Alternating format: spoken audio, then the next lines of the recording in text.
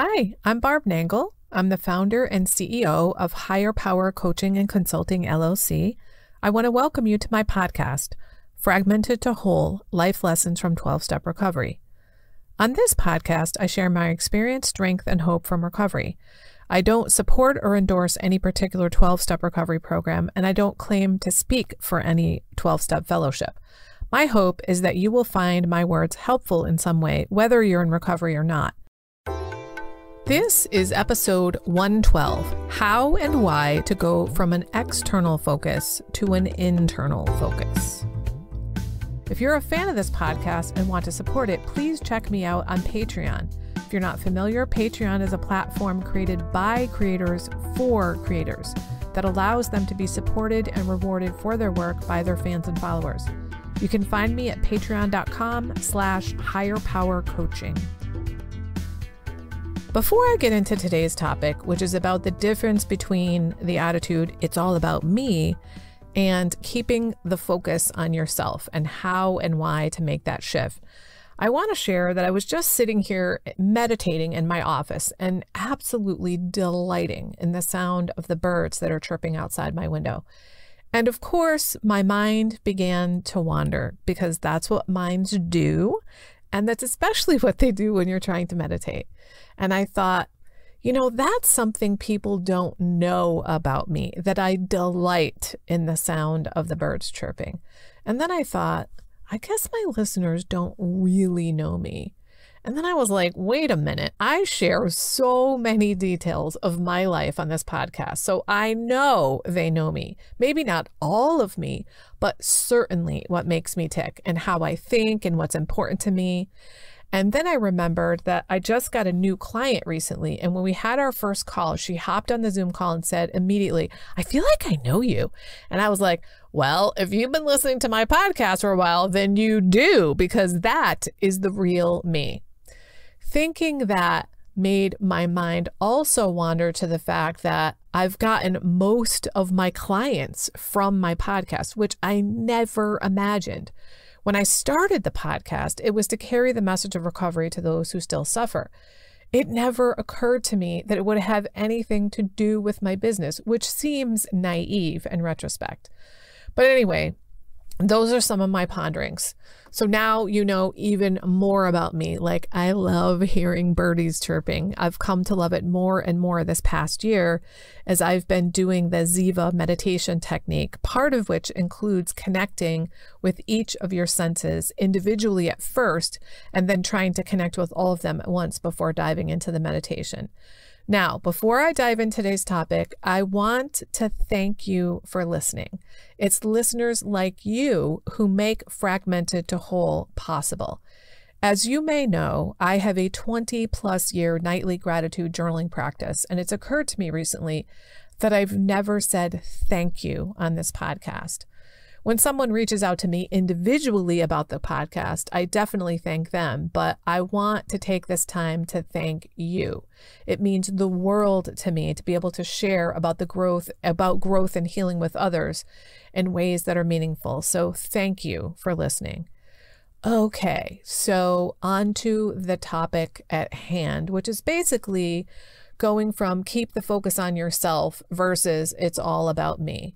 And I know that they sound familiar, but they're really different. And I came up with this topic as a topic for the podcast because I'm constantly telling clients, keep the focus on yourself, keep the focus on yourself, keep the focus on yourself. And one of them asked me, well, how is that different than it's all about me? And I figured she wasn't the only one with that question. And it was a good topic for a podcast. Since most of us come into recovery with an it's all about me attitude, even if it's subconscious. And a huge part of recovery is learning to keep the focus on yourself. And when you're keeping the focus on yourself, it's about what you're doing or could be doing and what you want and need. It's about being an actor, not a reactor. And it's about coming out of victim mentality, taking control of your life. However, when you're always thinking it's all about me, that is about selfishness. Now, there are some people who think that keeping the focus on yourself and having healthy boundaries is selfish, but actually it's selfless when you keep the focus on yourself and mind your own business. If that's the case, you're much more likely to live your life on purpose, to live well, and to contribute to society. You're taking responsibility for yourself and your well-being, and probably acting like a good citizen and contributing to society when you're keeping the focus on yourself. But if you've got the attitude, it's all about me, you're a taker. You're looking to get what you can from others and from society. What can I get? How can I get the most? And you'll be walking around thinking that people owe you something, that society owes you something. So that's the opposite of keeping the focus on yourself.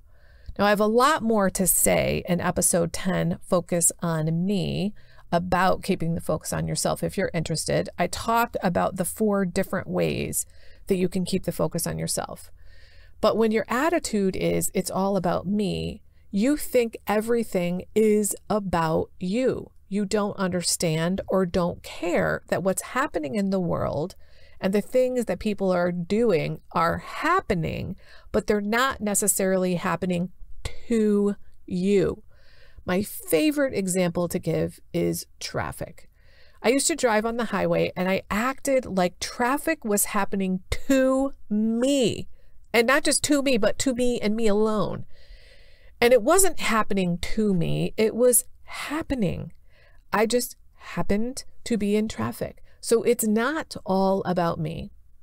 Another example might be when somebody does something that pisses you off and you think, oh, they did that just to piss me off, or they did that because they don't like me. Instead of thinking it's all about me, you might try to think about them. Perhaps they did that thing because their mom has cancer and they've been taking her to chemotherapy every day and they're on their last fumes in terms of energy and they're grieving and all of the stuff that comes with that. When you have the mentality, it's all about me, you're totally concerned about what other people are thinking, what other people are doing, and what other people are thinking about you. But when you keep the focus on yourself, you're focused on what you think, what you're doing, what you want, how you want to be in the world, how you want to treat others. The focus is internal rather than external. And as the Serenity Prayer reminds us, we want the courage to change the things we can and the wisdom to know the difference between those things and the things we cannot change, which, by the way, is the external world. If you're focused externally, you're much less likely to be, you're much more likely to be full of resentment, anxiety, and difficult feelings. So if you're always thinking it's all about me, consider learning to keep the focus on yourself. That's it for today. If you've been finding this podcast helpful, please consider a donation to ensure I can continue. To choose the level of support that feels right to you, go to patreon.com/higherpowercoaching. Please also review it on Apple Podcasts, like and subscribe to it on your favorite podcast outlet. I'd really appreciate it, and it helps others to find the podcast. Now, if someone in particular came to mind when you listened to this episode, please share it with them. And don't forget, I'm on Instagram at Higher Power Coaching. I run group and private coaching programs on creating healthy boundaries. And if that sounds like something that would interest you, head on over to barbchat.net, where you can get on my calendar for a free 30-minute Better Boundaries consultation. My ideal client is someone who is ripe for change.